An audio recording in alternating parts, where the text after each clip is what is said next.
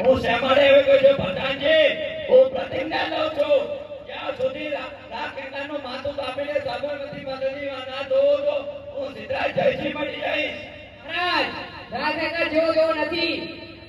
અરે ગમે તે હોય મારે જુનાગઢ જઈને 10-12 દિવસ કે 10-12 વર્ષ રહેવું પડે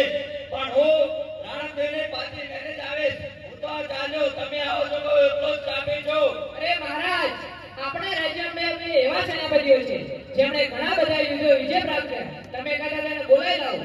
આ તો આપણા સેનાપતિને પણ બોલાવી લો ચલો સેનાપતિ ચલો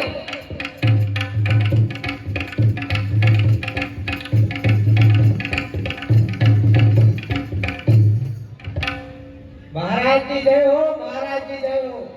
બોલો મહારાજ શું જરૂર પડી અમારી સેનાપતિઓ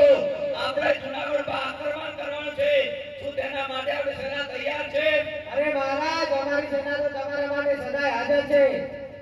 આ તો ચાલો આપણે જુનાગઢ